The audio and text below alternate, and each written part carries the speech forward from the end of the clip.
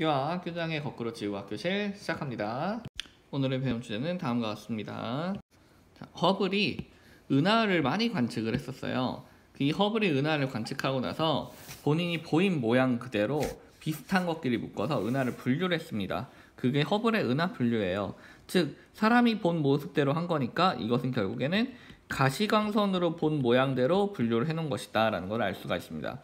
그래서 보면은 일단 가장 큰 분류는 규칙과 불규칙이에요. 요렇게는 뭔가 모양이 규칙적인데 얘는 굉장히 불규칙한 은하다. 마구잡이로 생기는 은하인 거죠. 그래서 이런 불규칙 은하를 IRR, irregular란 뜻이죠.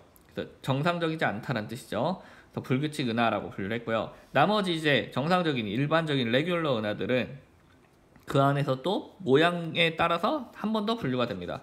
그래서 보면은 일단 첫째로 분류할 수 있는 게 이렇게 반 갈라서 요 왼쪽 타원 은하와 오른쪽 나선 은하로 분류를 할 수가 있습니다.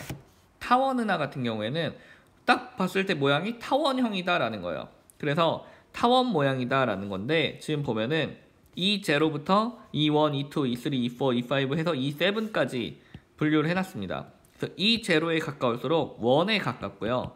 E7에 가까울수록 점점 더 찌그러진 타원이 되는 거죠. 이렇게 원에서 타원 쪽으로 좀 더 찌그러지는 걸 뭐라 부르냐? 바로 편평도라고 부릅니다. 편평도가 증가하는 방향으로 E0부터 E7까지 분류를 할 수가 있어요. 말 그대로 평평해진다 이렇게 생각하면 좀 쉽겠죠. 그 다음에 오른쪽에 이제 나선 은하도 또 두 갈래로 분류를 하는데 위쪽에 정상 나선 은하와 아래쪽에 막대 나선 은하로 분류를 하게 됩니다. 정상 나선 은하 같은 경우에는 어떤 특징이 있냐? 가운데 이렇게 핵이 있고요. 이 핵에서 이렇게 나선이 나와요. 근데 막대 나선 은하 같은 경우에는 핵이 있고 요 옆에 막대가 달려 있습니다. 그리고 이 막대에서부터 나선이 나와요. 이런 두 개의 차이가 있습니다. 그래서 정상 나선 은하는 보면 SA, SB, SC로 분류를 하는데 보면은 일단 S가 스파이럴이에요. 스파이럴이 나선이란 뜻이죠. 그러니까 나선 A, 나선 B, 나선 C겠죠. 결국에는 한글로 하면. 근데 A에서 C로 갈수록 어떤 특징이 있느냐? 지금 보면 핵의 크기가 이 가운데 핵인데 핵이 얘는 큰데 얘는 조그맣죠. 핵의 크기가 이쪽으로 갈수록 핵의 크기가 작아지는 경향이 있고요. 그리고 여기 나선팔을 보면은 지금 여기 A형은 나선팔이 이렇게 빡세게 감겨 있는데 C형으로 갈수록 점점 느슨해지는 걸 볼 수가 있어요. 그죠? 즉 A에서 C로 갈수록 나선팔의 감긴 정도가 느슨해진다 라는 것을 볼 수가 있겠습니다. 막대 나선 은하도 똑같아요. SBA에서 SBC로 갈수록 핵의 크기 작아지고 나선팔 감긴 정도 작아지는 거 똑같습니다. 그러면은 왜 얘는 SBA, SBB, SBC냐? 스파이럴에 막대가 붙어 있으니까 바를 붙인 거예요. 그래서 스파이럴 바 A, 스파이럴 바 B, 스파이럴 바 C로 나타내게 된 거죠. 이게 허블이 분류한 은하들입니다. 허블이 분류한 은하는 눈으로 봤을 때 보인 모양대로 분류를 한 것이에요. 이 중에서 우리 은하는 막대 나선 은하예요. 우리가 있는 태양이 속해 있는 우리 은하 같은 경우에는 여기에 있습니다. 여기 SBB와 SBC의 중간 정도예요. 우리 은하의 존재는 요쯤이다. 그것까지 알고 있으면 되겠습니다. 자, 그럼 이렇게 은하들의 모양이 다르다는 것은 그 은하들마다 뭔가 특징이 다르기 때문이겠죠. 그 은하의 특징을 한번 보도록 하겠습니다. 자, 먼저 타원 은하와 불규칙 은하를 비교해서 한번 봐볼게요. 얘네들을 비교하는 게 쉽습니다. 자, 어떤 특징이 있느냐? 타원 은하 같은 경우에는 성감 물질이 거의 없습니다. 있긴 있는데 거의 없는 거죠.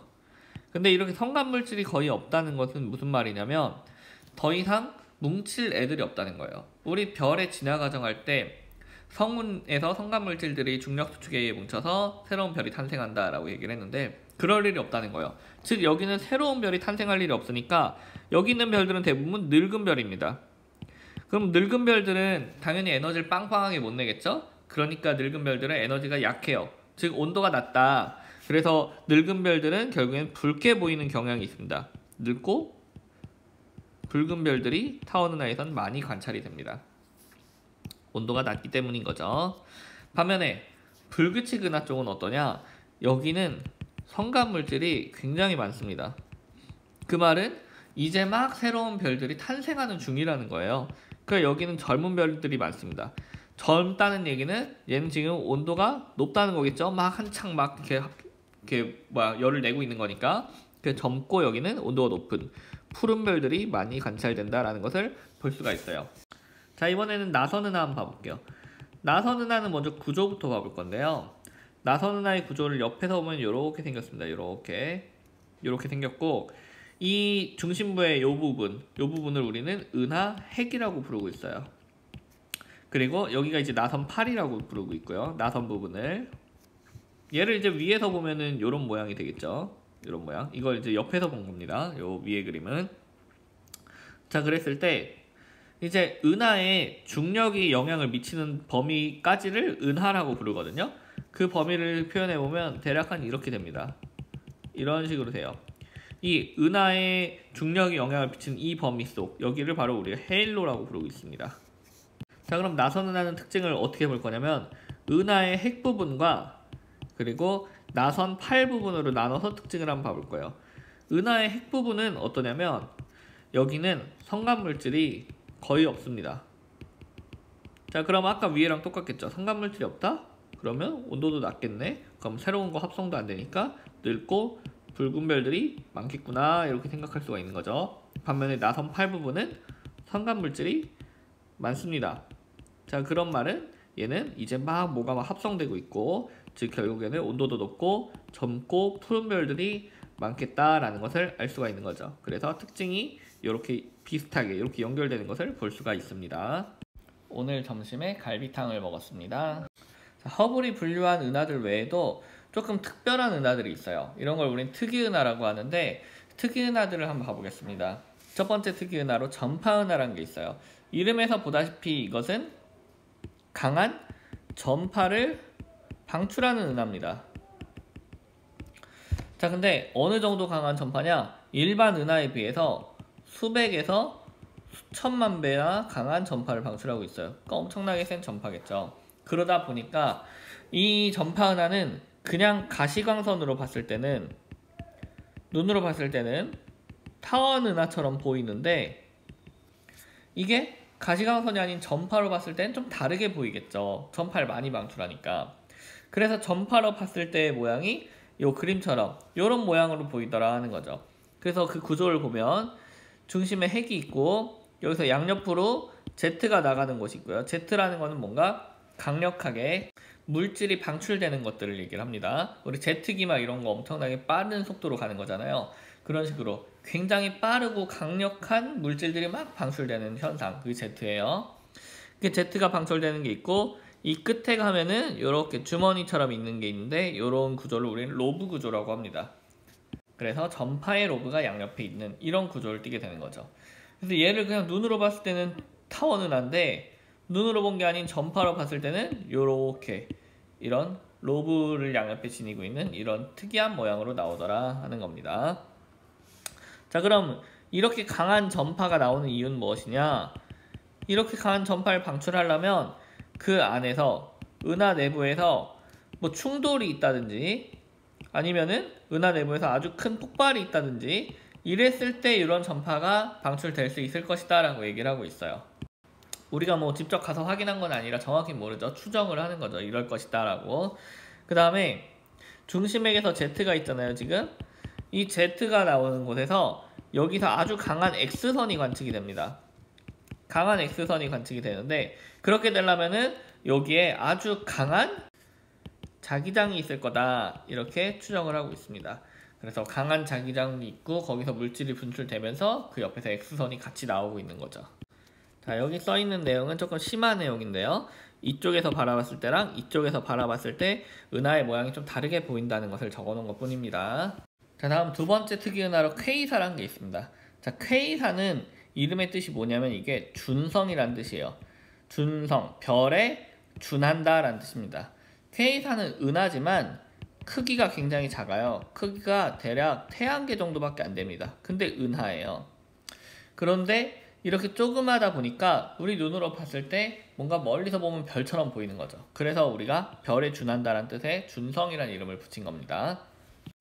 자, 근데 어쨌든 이렇게 태양계 정도로 크기가 굉장히 작은데 우리 은하보다 수백에서 수천 배의 에너지를 방출하고 있어요, 이 퀘이사는. 근데 그러려면 어떻게 해야 되냐, 이런 강한 에너지를 방출하려면 질량이 커야 되거든요. 근데 얘는 크기가 작은데 질량이 큰 거잖아요. 그래서 추정하기로는 아마도 이 안에 블랙홀이 있을 것이다, 이렇게 추정을 하고 있습니다. 그 정도 강한 이런 에너지를 방출하려면 블랙홀과 같은 것이 있어서 아주 큰 질량을 유지하고 있을 거다, 이렇게 추정을 하는 거죠. 자, 그 다음에 두 번째 특징으로 이 퀘이사 같은 경우에는 적색 편이량이 굉장히 크게 나타나요. 우리 도플러 법칙 할 때 적색 편이 배웠죠.